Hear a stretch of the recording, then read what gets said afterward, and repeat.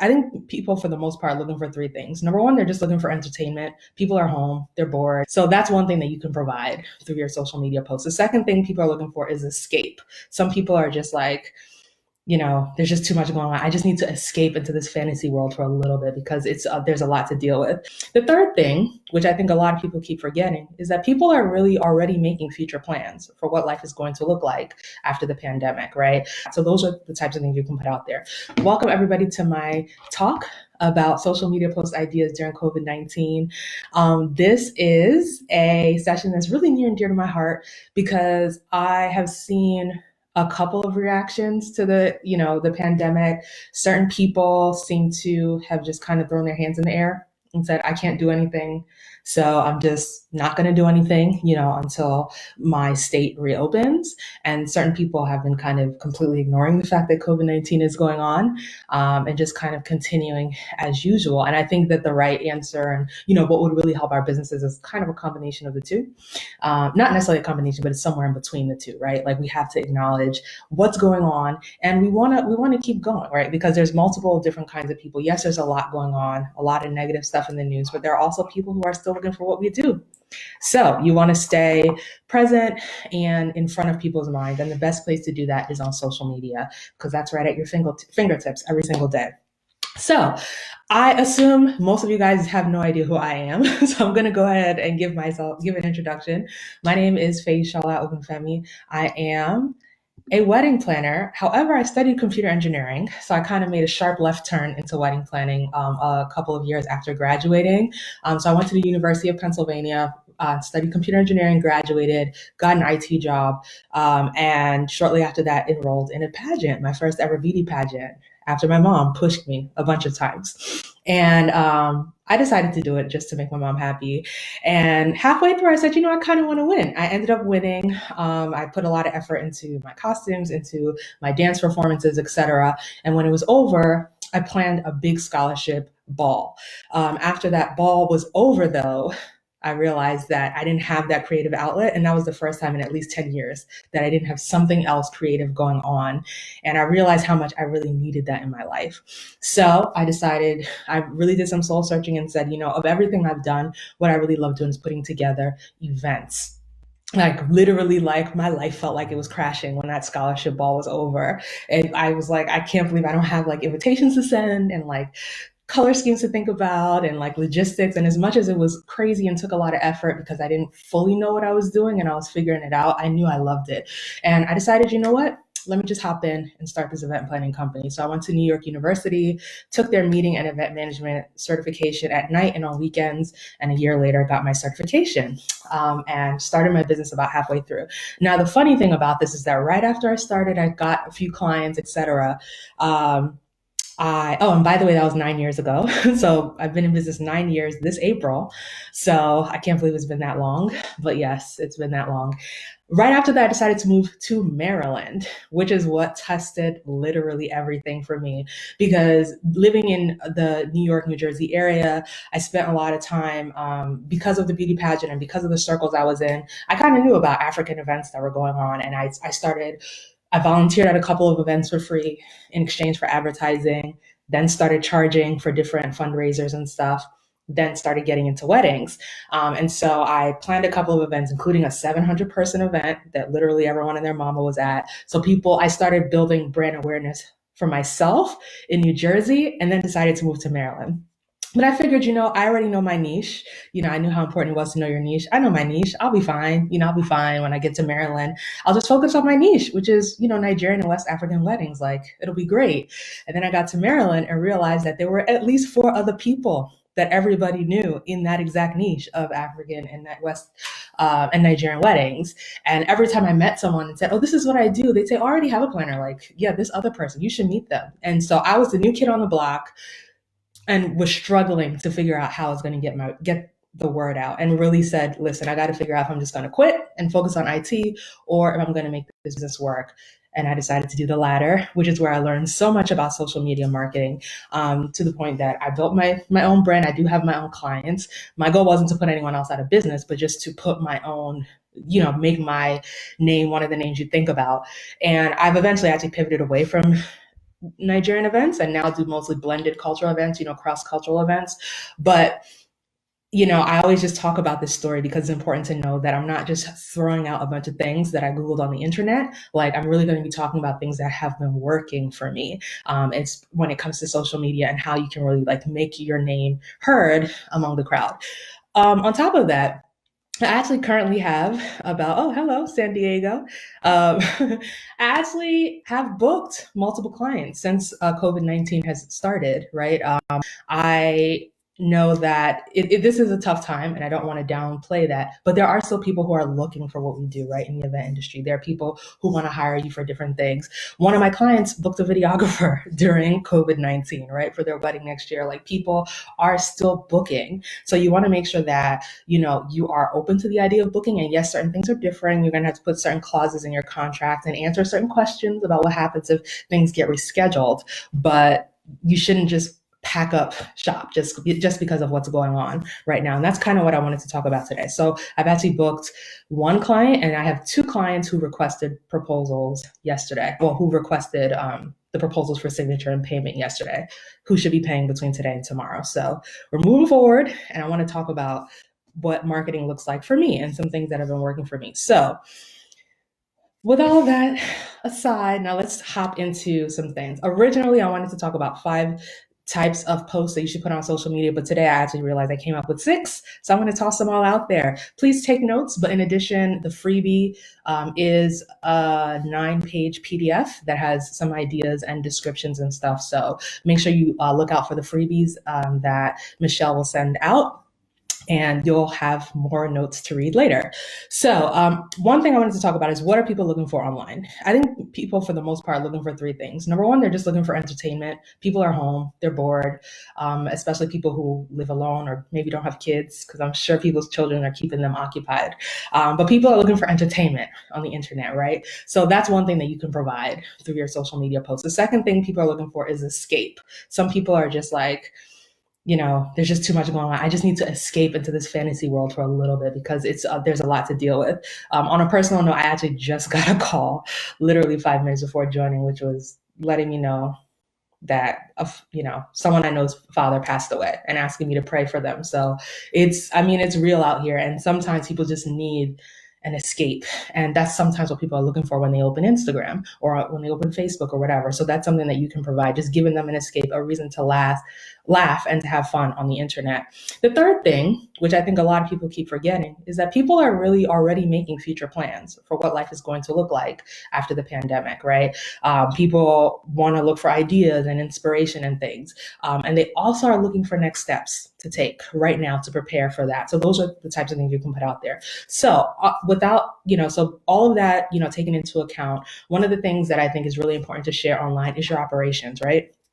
One thing that I'd like to point out is, a few weeks ago, actually it was about 4 weeks ago now, my team and I decided to do an open house. Now, we've always done open houses ever since, we put together this office. We've always done open houses where people come in, we give them treats, we give them a little bit of bubbly, we talk about the wedding planning process, we look through pictures. It's fun. They get a chance to know us. We talk about the wedding planning process.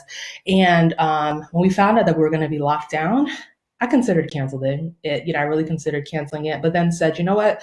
Let's do it anyway, mostly because my team encouraged me to keep going, right? So we decided to do a virtual open house. And it was very interesting because the feedback that I got was most of the brides were just excited to have somebody to talk to, right? Because they just didn't know if they could keep reaching out to people. They didn't know if anyone would want to talk to them, et cetera. And most of the brides were like, well, I'm getting married either December of this year or early next year. So I don't know the date, but I know I want to start talking about what the process looks like. I want to see your proposal. I'd like to move forward with you once this is over, et cetera. So that was fun. And in addition to that, one of the brides who booked actually came from that open house as well. Another thing so as far as social media, the 2 types of social media posts that tied to that was the social media post, of course, advertising that we were having the open house, but also I took video of myself having the video chat meeting, right? So I had a phone separate from the laptop, which I use for the video chat, recording me talking to the different clients. And I posted a snippet of that on social media so people could see oh, this is what we did, right? We had fun with this. social media, like Instagram stories posts just saying, hey, we're having an evening meeting with one of our clients tonight, just things like that to let people know, like, oh, they're still in business, like they're still working.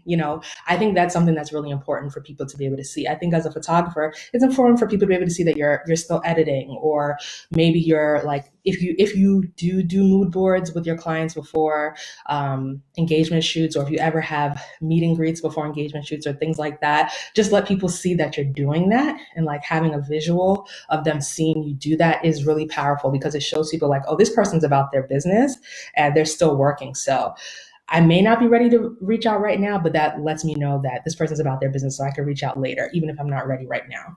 So showing your operations of whatever it is that you're doing while you're at home is a big one. And, just even if you just want to get your kids to record, 30 seconds of you in the middle of a video chat with someone, or 30 seconds of you editing stuff, whatever you want to show, just show you working, show your operations, I think is a big thing. So the second thing I wanted to talk about is celebrating your clients who are essential workers. I think that this is where maybe the sensitivity part to what's going on in the world comes into play. So if you have some clients, especially if you've built a bond with them and you're like, oh my gosh, this is like the sweetest person or whatever, just sharing a picture from their wedding or their engagement shoot and telling them that you appreciate them for what they're doing. If they're an ER doctor, or if they are a nurse, or if they're doing anything essential, even if they work in the grocery store, I consider grocery store employees to be essential. Just things like that. I know that people who sell, a lot of people who sew or who make clothes and things like that are making masks and donating them, and selling them and things like that. And that's their way of showing, like, this is what I'm giving back to the world, and showing that they care. But you can also show that you care just by highlighting essential workers. Or if you wanted to do a giveaway, you could do a giveaway specifically for brides and grooms who are essential workers. So really like centering your posts around one of the things that everyone cares about right now, right? Which is, caring for those who are putting themselves at risk to care for other people. So I'm trying to think of other categories besides grocery stores and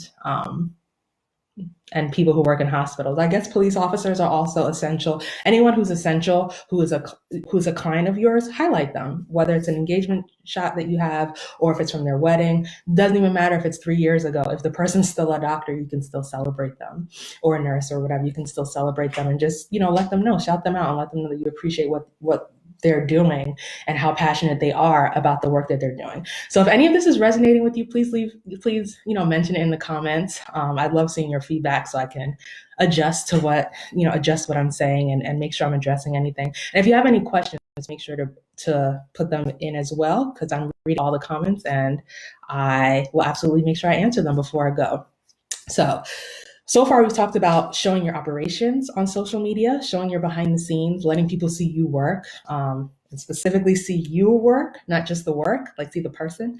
The second thing we talked about was celebrate essential clients. And a third one is joining a challenge. And I know that there are a lot of memes where people are just really, really like, oh my gosh, I'm so done with the Don't Rush challenge. I'm not going to lie to you. I'm not done with the Don't Rush challenge. I still like seeing those videos. They're fun. I mean, and some are more fun than others, I'm not going to lie. But some, like the Don't Rush challenge is still fun. There's a lot of challenges. There's a pillow challenge where people, I guess, attach a pillow to them, and that's their clothes, and then they put a belt around it. Like, there's just so many challenges. So if you can find a challenge that's actually trending, and then either you participate in it with your family or with other people on your team, or you participate in it with maybe your clients or something like that, that's a fun way to just show that you're trendy, like what's in right now, like you're paying attention, you're up with the times, and it's a fun thing just to bring more people to your page and just to boost views and all of that, right? All right, so I'm looking at the comments.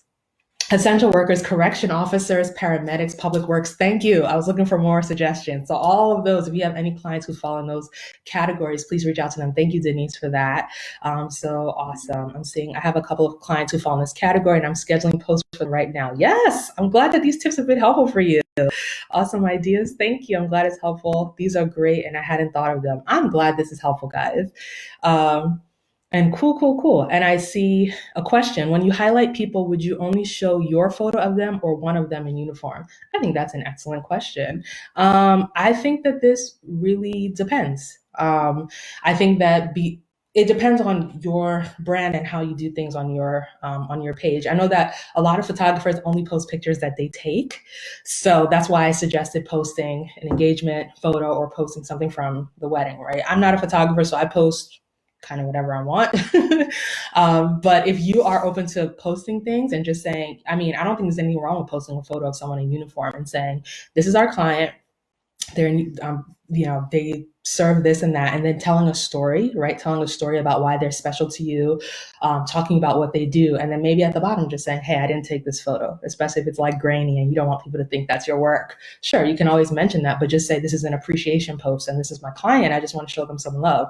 A lot of people do that, and there's nothing wrong with that. I don't think there's anything wrong with that at all. But again, this goes back to your guidelines as a photographer on what kind of stuff you like to put on your page. But yeah, I think there's nothing wrong with posting a picture of them in uniform if you have one. Otherwise, if you want to only post photos that you've taken, then maybe post something that you have. And especially right now, if you have a client that maybe you haven't even gotten to the engagement shoot yet, and you haven't gotten to the wedding yet, then I think definitely maybe breaking the rules a little bit and posting a photo of them in uniform, if you have it, would be a good way to just show that you're here for them and you can't wait till you get the chance to work with them again when life goes back to normal. So I really hope that that's helpful and this resonates. I'm glad things are resonating. Thanks, everyone. Okay. Thanks, everybody, for participating in the comments. All right. So far we've talked about showing your operations, celebrating essential clients, joining a challenge. Even if the challenges are annoying to you, they're not annoying to all the rest of us. So considering a challenge, if you have the bandwidth for it, right? These are all ideas that you can mix and match and choose the ones that work for you. And then the fourth one that I have is showing the face behind the brand, right? I think that a lot of people don't do this too much. And I'm even as I'm saying this now, I do it sometimes, but not enough, right? Like showing people like, this is me, right? Like I always appreciate those photographers that I work with who are like, "Hey, stop, give me 30 seconds. And like, we'll take a couple pictures of me during the reception that I can use at some point later, because it really is super powerful for people to see not only your work, but to feel like they're connecting with the person who does the work, right? Like people buy from people they know, like, and trust. And there's something about seeing your face that contributes to all three of those.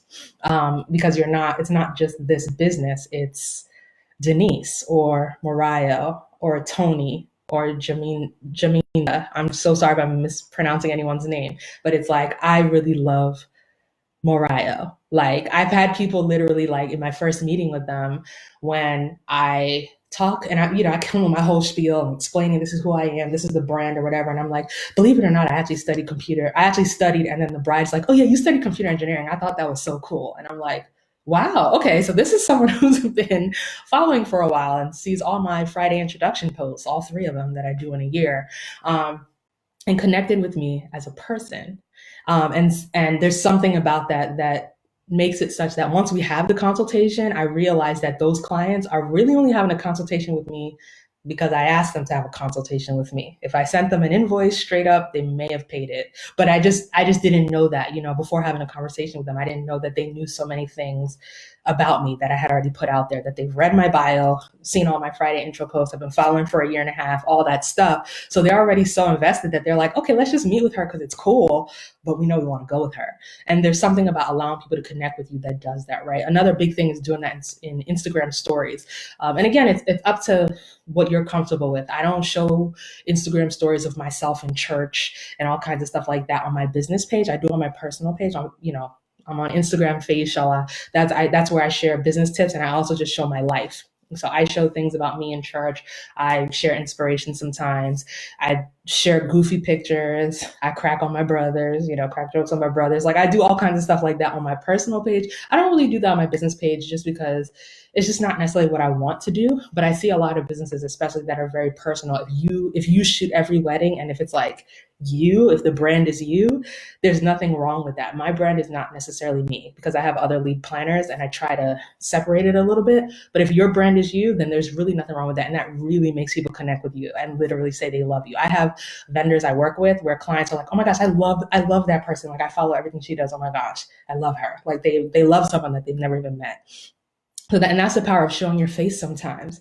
If you're a lady, whatever, like do your hair however you normally do your hair. You don't need to look like someone else. I don't try to look like someone else ever. I always have natural hair, whatever. I look like myself, but just doll it up a little bit and, just take a couple of headshots, taking pictures at your event, having your second shooter take a picture of you while you're at a wedding, all those sorts of things. Like any of those pictures that you have in your vault, pull them out. And now is a great time to start using them to get people to see you, right? So I see. Do you recommend things like selfies should stay on stories and not on the feed? I think I struggle with getting pro quality images of myself on the regular, but I can do a selfie in half a second. I think great question. I don't think there's anything wrong with a selfie on your business page. I do think stories is a great place for selfies for sure. There's nothing wrong with having it on your feed, but I also think that, and Mariah, I can't tell if you're a photographer as well, because I'm in the group and I'm not a photographer. But if you are a photographer, I mean, literally just getting, like, I've seen photographers like set the camera, like, put all the right settings and prep it, and then just get someone else to press the shutter for them. Like if you could even just do something like that, either in your home office, on your couch, in your kitchen, and especially at an event. Obviously now we don't have any events, or especially at an event. And I would also challenge you to maybe look through some of your old files. Okay, Mariah, you are a photographer. I would challenge you to look through some of your old files from old weddings. You may find some pictures of yourself in there from your second shooters.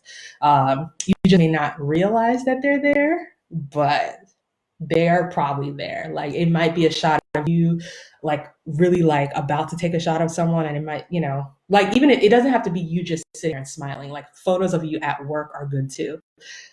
I would even say sometimes they're even better. The photos of you like in action and talking, and then those become great posts where you can say, I'm passionate about photography because of this. Or you say, I love, because one story about me is I always tell people when I was 5 years old, up until I was 5 years old, I wanted to be a ballerina. Then when I turned 5, I wanted to be an astronaut. Then somewhere in high school, I decided that I wanted to be an architect. Then somehow that turned into computer engineering because the school I really wanted to go to didn't have architectural engineering. And then I became a wedding planner. So I've been all over the place. But just telling a story, like saying, hey, when I was a little kid, I really wanted to be a garbage man because I thought it was so cool seeing the garbage man hang on the back of trucks. But as I grew up, things changed. And today I'm happy being a photographer. Even though I'm not riding on the back of trucks, I get to, I still have just as an adventurous day because I follow brides and grooms around, and I get my steps in or whatever. Just tell a story about yourself, like your childhood to now, how you got to where you are, and using action shots. I honestly, like, I'd be willing to bet you $1, Mariah, that you have, if you look through your old files, you will find a picture of yourself at work, at different events that you can use. So I say, what if I'm a lazy photographer? Yeah. Not sure if I can help you with that, but I mean, this is a group of a bunch of photographers. I'm sure someone else here will take your picture for you once life gets back to usual, something that you can invest as well. All right. So, oh, wow. Baking oatmeal cookies. That sounds really good. That's a good reason to be late, by the way. So no problems, Megan. And obviously the replay will be posted in the group too, so you can catch up on the parts you didn't see. Awesome. But yeah, please actually share a picture of the cookies. We all want to see the cookies that you baked. We're all thinking about it, and I bet you we can all already smell the cookies that you baked too. All right. So, and something else that you can consider is just Friday introductions, right? A lot of people post Friday introductions just saying, hey, my name is, my favorite color is, I have a dog named this, I live in this city, and I love to travel. Like just Friday introductions alone are really, really fun. And that's something that you can consider. And that pretty much wraps it up for point number 4. So far, I talked about number 1 type of post, which is your operations, showing yourself behind the scenes at work. Number 2, celebrating your essential clients. Number 3, joining a challenge. One of these challenges on Instagram and social media. The 4th one is showing your face, the face behind the brand, letting people connect with you, the person. Again, even if you don't want people in your business, just a headshot here or there could be fun, or a picture with you holding the camera. Someone who I think is like the queen of this, by the way, is Rainy. I know she spoke yesterday and she's in the chat, but she does this a lot. And I think like she does an excellent job of that because it shows that she's still a photographer, right? Because she has her camera with her. And let's go. And then number 5, I would say showing what you know. Now, this is something that I had to lean on a whole lot, both when I first started my business and when I moved to the DC metro area, is I had to focus more on showing what I know versus showing, my portfolio, because when I was first starting out, I didn't really have a portfolio. And obviously when I moved to Maryland, my whole portfolio was New York and New Jersey weddings. No problem, Rhea. New York and New Jersey weddings. And I didn't want to keep posting New York and New Jersey weddings because it kept bringing more New York and New Jersey clients. And it was like, at a certain point, I was spending like a single weekend going to New Jersey. So I had to focus more on posting what I know to get people to see me as an expert and to want to hire me for their event. So some examples of posting what you know would be talking like maybe recording a short video and letting people know like, hey, I know that you might be stuck at home and planning for a fall wedding. These are 3 things that you can do to make sure that once your wedding comes, you look great, you look and feel great, right? And I don't know if these are good tips. You guys are photographers, you can let me know. Practice posing in front of a mirror, right? That way you don't feel as uncomfortable when we pose you on the wedding day. Like what side you're comfortable with showing. What facial expressions feel natural to you. Like that could be a tip. Or something else is take care of your skin, right? Make sure take care of your skin so you look and feel great on the event day, and maybe trying on different outfits or something like that. Just different things that you can think of, or even something that's not directly related to photography, like wear your shoes around the house for a little bit. That way, you're not trying to break in your wedding shoes on the event day, and we can go different distances to get the shots that you want on your wedding day without you being too uncomfortable. Just different things that position you as an expert, like, oh, this person knows what they're doing, and they can really keep me like straight, right? Another thing could be, I know that a lot of, oh, thank you. I have a soothing voice. I've actually gotten that a few times. And I'm glad that, wow, I have a soothing voice. I'm glad it's not putting you guys to sleep though, but thank you. I appreciate that. And yes, do the challenge, please. And I've been wanting to put my phone on a tripod during a session since I don't have an assistant. Please do it. When I work on events, I do have my assistants and they help me, but I live by myself. So a lot of the videos that show me at work are videos of a phone on a tripod following me around that I just move the tripod around, get little clips and put them together. So use the tripod, use whatever you have, literally. That's like my life mantra. Use what you have to get what you want. So that's just what it's going to be for now until you get the assistant. And that's just what I believe. So, yes. So what was I talking about before someone said I had a soothing voice? Threw me off. Okay. Showing what you know. So helping people to prepare for the wedding day or the shoot. Another big thing is that I know that a lot of you guys are amazing photographers and you guys send people guides on how to prepare for the photography session. So if anyone has ever reacted to that guide and said anything to you like, oh my gosh, this really this really helped me prepare and look beautiful for the session, even just posting the other person's reaction, like a screenshot of the text or paraphrasing the text over a photo that you took that day or something, just to let people see like, hey, like this is a guide that I give to anyone who books. If you want to use this time to prepare, like, if you book now, I'll send you the guide and you can prepare while you're in quarantine. Basically just showing what you know, showing how you help people to prepare for the big day. And I think that's a big one. Those photo guides, by the way, are lifesavers. I remember when I took my headshot a few years ago and I needed it turned around in like 4 days because I got asked to speak at my first conference. And it was on the day I quit my job. It was a lot all at once. I reached out to my friend, Judah Avenue, and I said, hey, I need headshots. I need you to turn around really fast. I'm so sorry, but please help me. And she sent me a guide. And I think I planned to wear like bright red nail polish or something. Or maybe pink, fuchsia, which is like my favorite color. And the guide specifically talked about wearing nude nail polish colors. And so I said, okay, I guess I'm going to go with white. And so every day when I look at my headshots, actually the headshot that was used for this, the same one that was used for this speaking engagement, where one of my hands is on my face, and I look at my white nails, like I just thank God for that guide, literally, that my nails were not like a screaming fuchsia. Because on a regular day, I don't have a problem with the screaming fuchsia, but I just don't think the picture would have come out as sleek and professional looking if it wasn't. So talking about the benefits of the things that you do, talking about like just helping people to understand so that when they're ready to buy, they come straight to you and go ahead and book.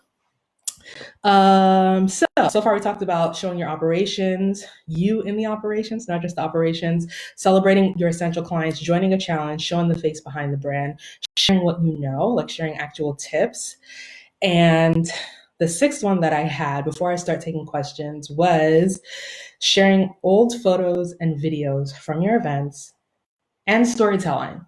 I think that's the part that a lot of people forget is telling the story of what was happening in that moment when you took the picture. Right now, and this hits really hard on the escaping. Like a lot of people are looking to escape the present, right? This is the time of year where a lot of people would be glued to their phones, looking at photos and videos of events every single weekend, right? Like including those who have been married for forever and including those who really are not even engaged yet, right? Maybe aren't even in a relationship. Everyone just likes sitting down and looking at wedding photos, and people miss that. Like I think people are programmed to like just look for fun wedding content and event content, or just fun content in general on the internet. So be that person who's posting stuff. You can share either things that you've posted before that went completely viral. As long as you posted it at least a few months ago, there's nothing wrong with sharing it again because you probably have new followers since then who haven't seen it, or people who mind seeing it again since it went so viral. Another thing could be posting things that you haven't shared yet. I mean, every photography gallery has hundreds of photos in it, and chances are you've probably only shared a handful on the internet. So look for those deeper moments and tell a story about it. Tell a story about the grandmother who came to button up the bride, right? And so, you had the grandmother and the mother helping the bride into her dress, and it's like three generations, and it was a very emotional moment. Or tell the story about, the bridesmaid who was sick but still made it to the wedding and did this or that, or just different things, just telling like stories about the wedding day, especially stories, anything that makes your hero is a bonus, but it doesn't even have to be about you really at all. It could just be about the couple and the wedding day and putting people in that moment, like bringing them to that wedding moment with you and like setting the stage and giving them something to escape to, a moment to escape to, just to talk about the love between bridesmaids, or brotherhood between groomsmen, or love between parent and child, or maybe a wedding where the couple has children, just how they were incorporated into the wedding, just anything, just to bring people to that moment. I think right now it's so interesting. I started as a YouTube series called The Modern Multicultural Wedding Show. Please check it out. It's on YouTube. And I featured 5 of our clients from 2019 and just different videos that I shot. And obviously, they're all short videos that I kind of splurged together. Videos from their wedding day, videos from the planning process, videos from afterwards as well, asking them how the wedding day went and to talk about their favorite moments. And I basically turned it into a web series where you get to know the couples, you get to see how they blended cultures on their wedding day, you get to see them dancing, having fun, all kinds of stuff. And the views on that have gone up a lot now that we're in quarantine.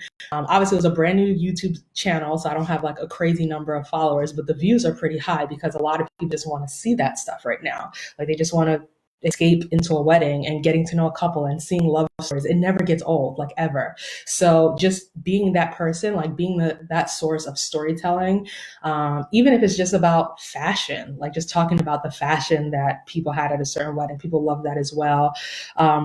Pretty much anything, like anything that stood out to you. If you tell the story about what stood out to you and explain why it stood out to you, it'll stand out to others as well. So I think that that's really an important piece too. So maybe I know that, a lot of times, you might post a picture and say, and, not really say too much, and then just post the specs of the camera that you use to take the picture. But maybe instead of that, try telling a story about that moment, finding a photo that comes with a story. Maybe if there was a very dramatic garter toss, whatever, just telling a story about that moment that puts people in that moment could be a fun way to get people to connect with your page and to connect and to feel like they're vibing off you. It's interesting how people can get a vibe from a page, and your storytelling is what kind of gives off that vibe. And a lot of people will book strictly just off of a vibe and feel like they connect with you strictly off of that. So that's where storytelling and sharing old photos and videos from events goes a long way. All right. So to recap, my 6 tips, which help you with satisfying people's desires to be entertained, to escape reality, and to plan for the future on social media, are showing your operations, celebrating essential clients, joining a challenge, showing the face behind the brand, sharing what you know in the form of tips, and sharing old photos and videos from your events on social media or from engagement shoots on social media or whatever else you shoot. If you do graduation shoots, seniors, all that stuff, share it on social media. So I hope that so far this has been helpful.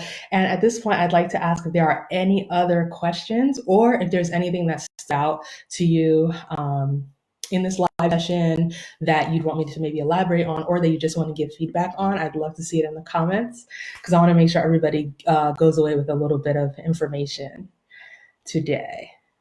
And I also want to remind you that there is a freebie today, which breaks down all 6 of these tips. And so you can download that PDF. The link is...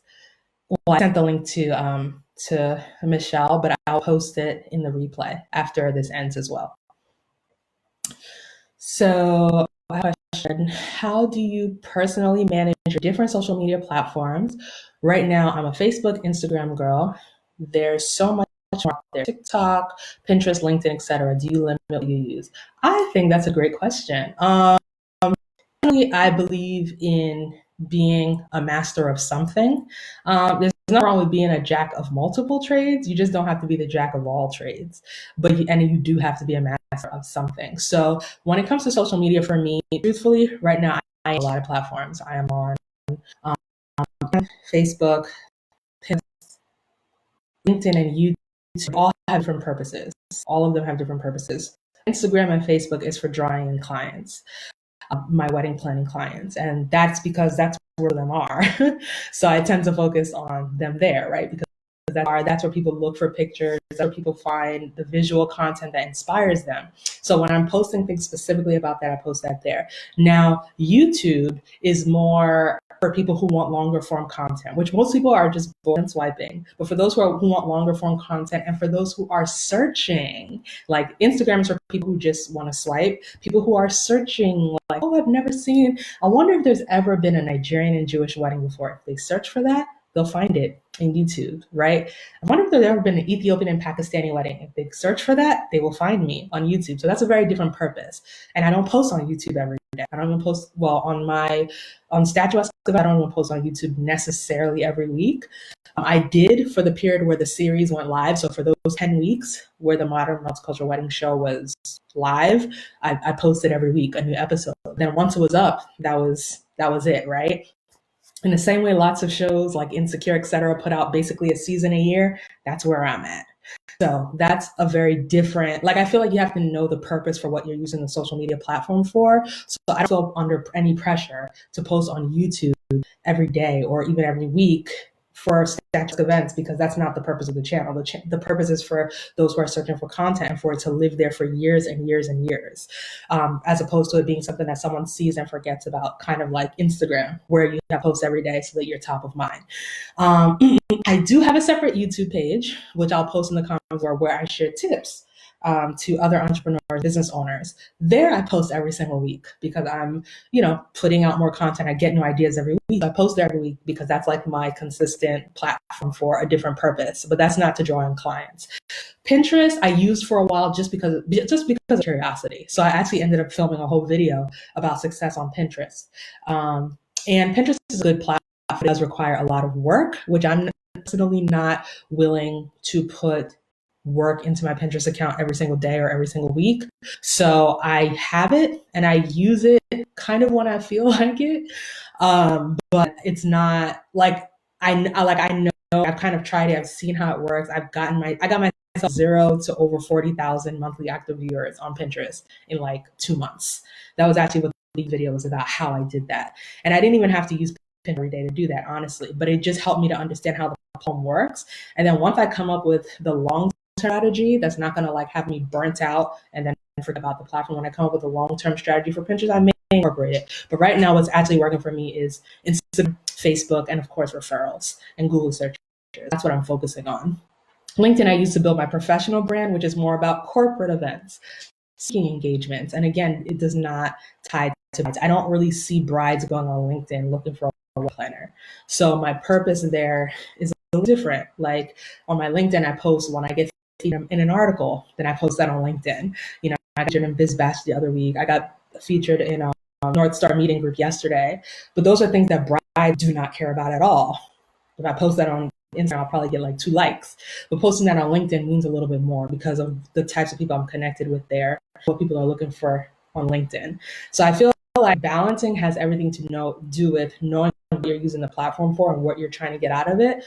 And, again, I don't post on LinkedIn every day. I post on just when those things happen and when I have an idea. So that helps. You really have to define the purpose for each channel. That way you can come up with a strategy that works for you. You also have to be realistic about how much time you have. Like I don't have 5 hours a day to give to social media. I don't. So I spend the effort on the things that are like the things that really matter, which to me are Instagram. Although even Instagram, I usually kind of know what I'm going to post about a week in advance. So it's not something like I'm spending forever every day figuring out what to post, but it's Instagram and then especially YouTube, just because video editing takes forever.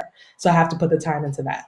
But for everything else, I've kind of given myself time limits and I'm just learning platforms, moving forward. So I'm hoping that's helpful. The goal shouldn't be a jack of all trades. It's to figure out which platforms are yielding the most leads for you, for what you want to do, and then just supercharge that, focus on that, and do a good job of that, get better at that. So you have time for yourself to do other things, family, servicing your clients, whatever else.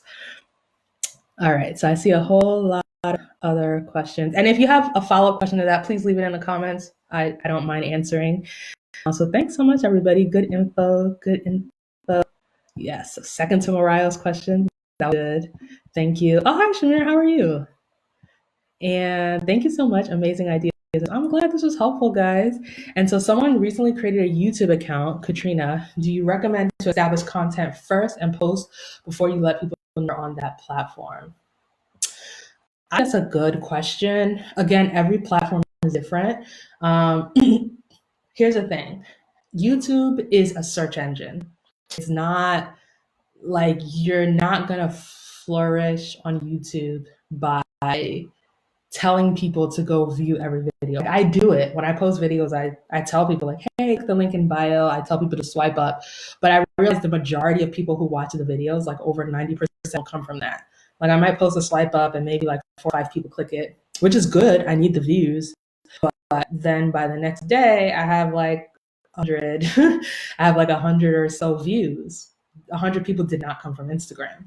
And a few of them probably came from Facebook too. But most people, like it just came because the keywords I video are related to something that someone else had already seen on YouTube. You know how YouTube suggests new videos to you if you watch things on YouTube? That's how it works. It's more of a search engine than it is like a platform where you're supposed to send people to. So I think that it's better to establish the content and post it. I think you should let people know that it's up because I'm sure it helps if in the first hour a couple people, friends or whoever else view the video that you first posted. So, I mean, I don't really think there's much value in telling people that you have a channel if there's nothing there to look at. In the same way that I don't think there's much value in telling someone to follow you on Instagram when you have 0 posts. I definitely think because when people go there, they're going to be like, okay, so you have a new channel. I don't know what it's about. There's nothing here. I would definitely recommend starting with a few things, maybe 2 or 3 videos, same as you would probably start if you were starting a brand new Instagram page, right? So I would recommend that, but also remembering that it's a search engine. Just like Pinterest, right? Someone saying, I like Pinterest was Tailwind. Again, it's a search engine. So that's really what you want to focus more on versus just telling people to follow you on Pinterest. They'll find you if you pin enough and if you use the right keywords and stuff like that in your captions.